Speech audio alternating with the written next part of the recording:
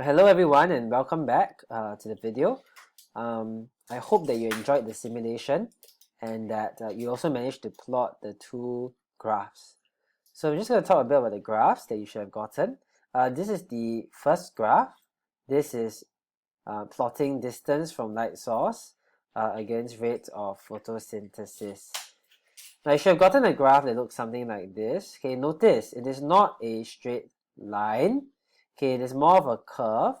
It's kind of flat at the top here, and it goes down, and then it's becoming sort of flat at the bottom here.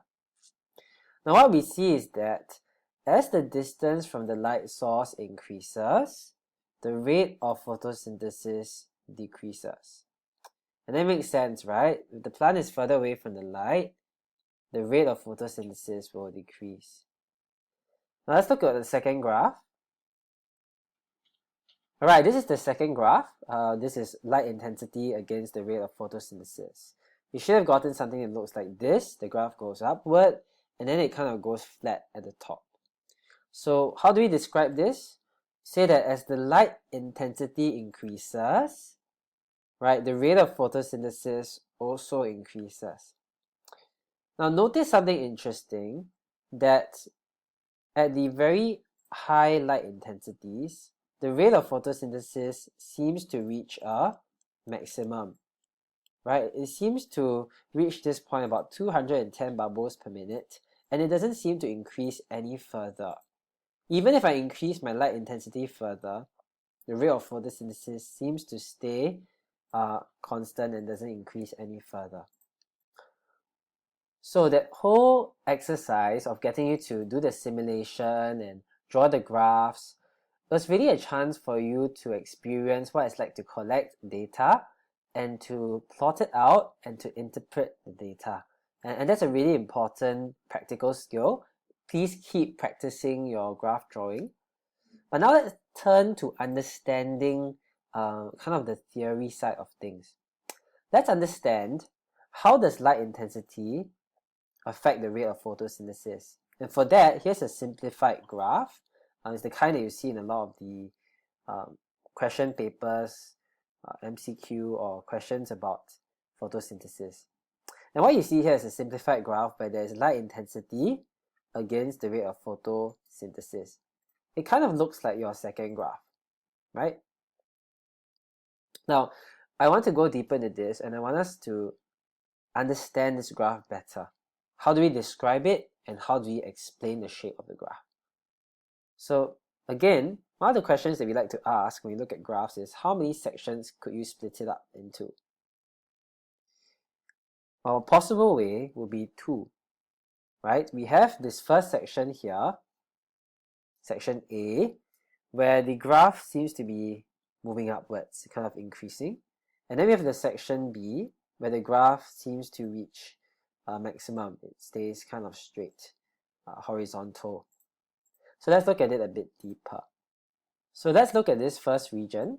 Now in this region, as light intensity increases, the rate of photosynthesis also increases. Now why is that?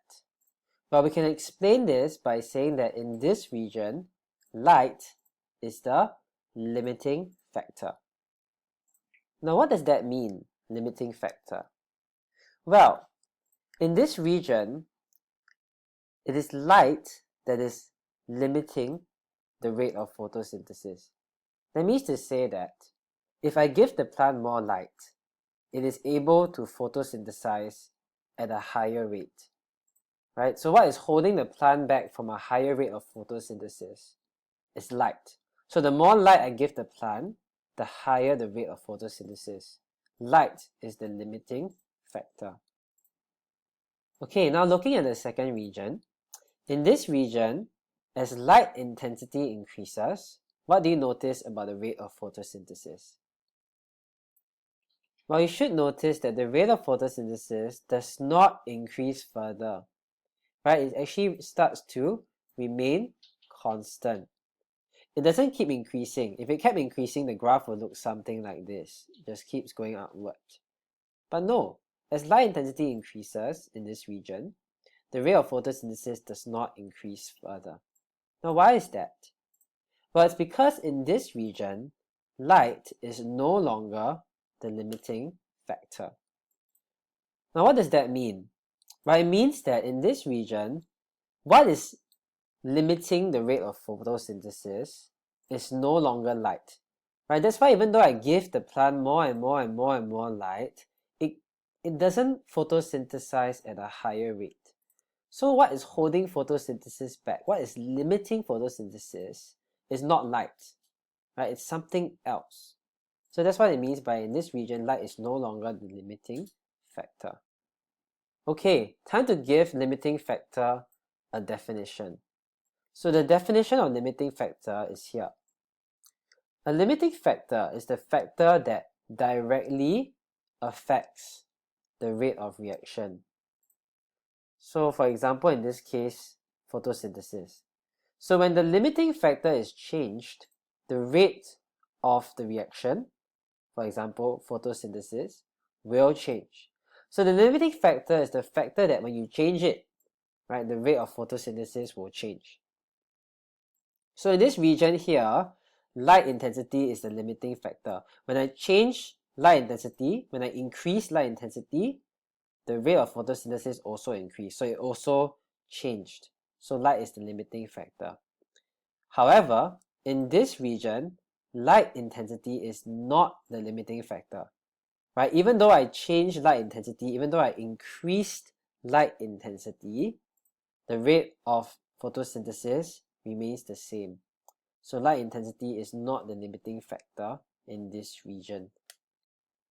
Question. So if light intensity is not the limiting factor here, then what could be the limiting factor? Right? If it's not light intensity that is kind of limiting or stopping the plant from photosynthesizing at a higher rate, then what is stopping the plant from photosynthesizing at a higher rate? Well, usually there are three possible limiting factors in photosynthesis, and these are the three main ones that you need to know very well for your syllabus. Right, the three main possible limiting factors are light intensity, carbon dioxide concentration, and temperature.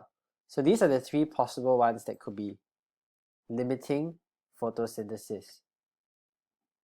Now, so far, if you're finding this limiting factor thing a bit confusing, don't worry. I also find it confusing at the start. But here's an analogy, an example that I hope will kind of help you understand it better. And the analogy is, think of a hamburger production line, right? Like this. This is a very nice cheeseburger from McDonald's. Now imagine if I was working in McDonald's, unfortunately I'm not, and I saw how burgers were being made there. And imagine that there were three main steps in making a hamburger. The first step is to assemble the burger, to put it together, put the meat on the patty, on the bread, onto the cheese. And then the second step is to heat up the burger. And the last step is to wrap up the burger in a wrapper. And then, ta-da! Nice burger to eat. Alright, so imagine there's three steps. Now imagine that there are 6 people working on this burger production line. 2 people are assembling burgers, 3 people are heating the burgers up, and 1 lonely person is wrapping the burgers by himself. And as a result of that, there are 5 burgers being produced every minute. Okay, so that's not bad. However, let's say I want to increase my rate of burger production. I want to increase it to 10 burgers every minute.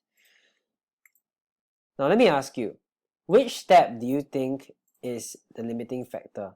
What is preventing me, which step here is preventing me from having a higher rate of burger production? Which step do you think is happening the slowest? Right, it's probably this step, right? The wrapping of burgers, because there's only one guy doing it.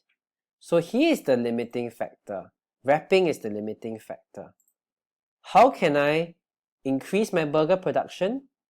I need to add more people here, right? Put more people to wrap burgers. So let's do that.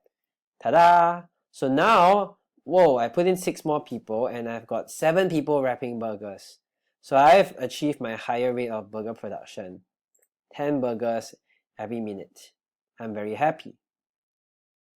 But let's say now there's more and more customers and I need to increase my burger production rate to 20 burgers a minute. I need to make 20 burgers every minute. Now, which step now is the limiting factor? Which step is the one that's holding me back from having a higher rate of burger production? Is it wrapping? If I put more people into wrapping, will it help the situation? Do you think so? Probably not, right? Now, at this point, the limiting factor is no longer wrapping. The limiting factor is assembling, right? Because there's the fewest people here. So that's the problem. I need to put more people here in order to increase my burger production. So limiting factor is no longer wrapping. Now here's where the analogy comes in. Imagine that, we had 3 factors, right, just now, which could be limiting factors in photosynthesis. We have carbon dioxide, and that's like assembling burgers. We had temperature, that's like heating up burgers. And we had light intensity, that's like wrapping burgers. So you remember that in that graph of photosynthesis rate against light, that in the first part of the graph, remember the first part of the graph over here, light was the limiting factor. Right, it's a bit like this case here, where at the start, wrapping the burgers was the slowest step. Right, that's what was preventing the burger production from being faster. So at the start here, light intensity is very low, right? We have like 0 light intensity and like, 1, 2, 3, 4, 5. So light intensity is very low in this region, right? It's just like there's very few people wrapping burgers. Now when light intensity is very low, then it is light intensity that is the limiting factor. It is holding back photosynthesis. And if we increase the amount of light, then photosynthesis, the rate of photosynthesis will also increase. So that's what I did in my analogy, right? I increased the amount of light. Here, I increased the amount of light. It's just like increasing the number of people wrapping burgers. And now we're into that second region of our graph, remember? The part of the graph where the line starts to become horizontal and flat. And here, light intensity is no longer the limiting factor. Right, even if I increase light intensity further, the rate of photosynthesis won't increase. It's just like even if I put more people to wrap burgers, the rate of burger production won't increase anymore. It is no longer wrapping that's holding back the burger production. Just like in this region, it is no longer light intensity that is holding back photosynthesis. So what is the limiting factor in this region? Well, it could be carbon dioxide concentration, or it could be temperature. Now, if I put in more people here, if I increase the carbon dioxide concentration, then maybe photosynthesis rate will increase. So now, in this region, light is no longer the limiting factor. It could be that carbon dioxide concentration or temperature is the limiting factor. Now, I just want to end off this part by saying that this is not a perfect analogy. Right, in the production line, the steps happen one by one in sequence, but in photosynthesis, the steps don't really happen one by one in sequence, right? Carbon dioxide, temperature, and light are not like steps. They are all taking part in photosynthesis at the same time. So here's the point to end off, right? Here in this region, light is no longer the limiting factor.